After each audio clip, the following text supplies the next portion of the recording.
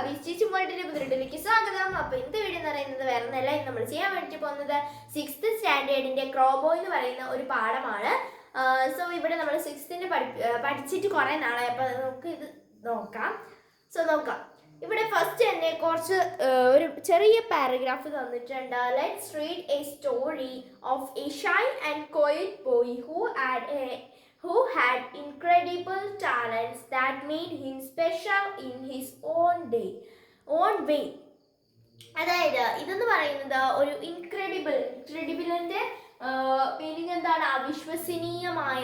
ഈ ഒരു കഥയെന്ന് പറയുന്നത് ഒരു ഭയങ്കര ഇൻട്രോവേർട്ട് ആയിട്ടുള്ള, ആരോടും മിണ്ടാത്ത, ആരോടും സംസാരിക്കാത്ത ഒരു കുട്ടിയുടെ കഥയാണ്, ഒരു ബോയുടെ കഥയാണ്.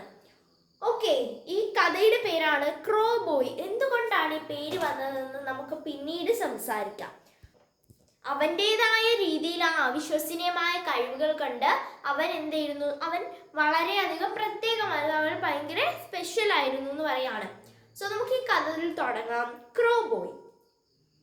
On the first day of our village school, one of the boys was found missing. അതായത് നമ്മളുടെ ആദ്യത്തെ ദിവസം, വില്ലേജ് സ്കൂളിലെ ആദ്യത്തെ ദിവസത്തിൽ തന്നെ ഒരു ആൺകുട്ടി എന്തായിരുന്നു? മിസ്സിംഗ് ആയിരുന്നു. He had hidden himself in a cellar in the schoolhouse. None of us knew him. അതായത് ഹിഡൻ എന്ന് വെച്ച് കഴിഞ്ഞാൽ ഒളിച്ചിരുന്നു, സെല്ലാർ നിലവറ. അതായത് ഇവൻ എന്താണ്? ഒരു സെല്ലർ, ഒരു ചെറിയ സ്ഥലത്ത് പോയിട്ട് ആരെയും നോക്കാതെ, ആരോടും മിണ്ടാതെ എന്ത് ചെയ്തു? ഒളിച്ചിരുന്നു എന്ന് പറയാണ്. അവർക്കാർക്കും ഇവനെ അറിയില്ലായിരുന്നു എന്ന് പറയാണ്. He was dark and small. അവൻ കുറച്ച് കറുത്തിട്ടും അതുപോലെ തന്നെ പൊക്കം കുറഞ്ഞിട്ടും ഉള്ള ഒരാളാണ്.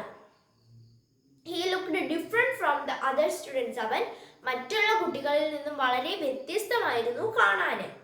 He lived on the other side of the mountain. അതായത് മലമുകളിന്റെ തൊട്ടപ്പുറത്തെ വശത്തായിരുന്നു അവൻ താമസിച്ചിരുന്നത്.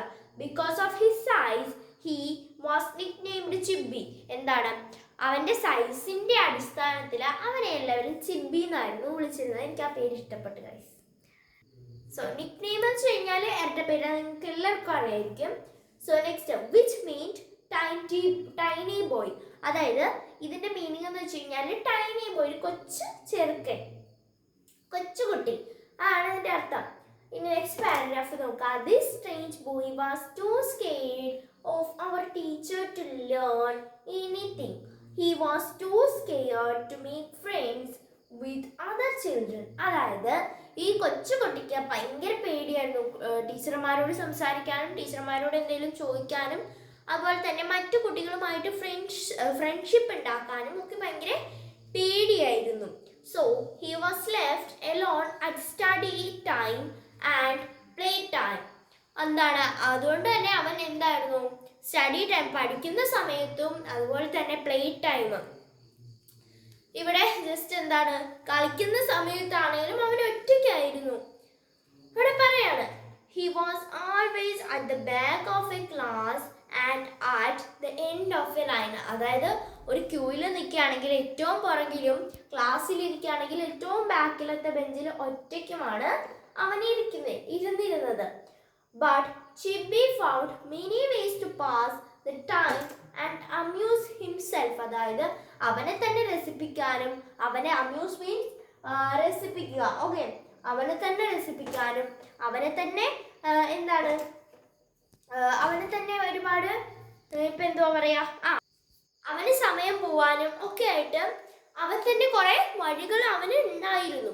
He would just stare at the top of the desk for a long time. കുറെ നേരത്തേക്ക് ഇങ്ങനെ താഴോട്ട് ഡെസ്കിലോട്ട് തന്നെ നോക്കിക്കൊണ്ടിരിക്കും. Sometimes he would lie gazing at the ceiling for hours. കുറെ മണിക്കൂറുകൾ അവൻ ഇങ്ങനെ ആ ഒരു സീലിംഗിൽ തന്നെ നോക്കിക്കൊണ്ടിരിക്കും. അതുപോലെ തന്നെ there were many things to interest him.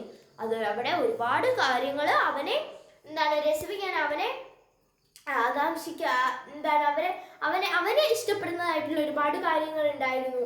The design on the shot of a boy sitting next to him. അതായത് അവന്റെ തൊട്ട് മുമ്പിലുള്ള ബെഞ്ചിലിരിക്കുന്ന കുട്ടിയുടെ ഷർട്ടിലെ പ്രിന്റ് ആണെങ്കിലും അവനത് കുറേ നേരം or what he could see out of the window, അല്ലെങ്കിൽ അവൻ പുറത്തുനിന്ന കാഴ്ചകൾ അതൊക്കെ അവൻ നോക്കിക്കൊണ്ടിരുന്നോളും.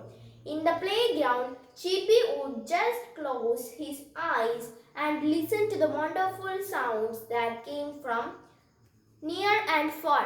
ദൂരെ ഇനി പ്ലേ ഗ്രൗണ്ടിലാണെങ്കിൽ എന്ത് ചെയ്യും? ചിബി ദൂരെ നിന്നും അടുത്തു നിന്നും ഒക്കെ വരുന്ന സൗണ്ടുകൾ കേട്ടുകൊണ്ടിരിക്കും. കണ്ണടച്ച് അതിൻ്റെ ചുറ്റുമുള്ള സൗണ്ടുകൾ ശ്രദ്ധിക്കും. And he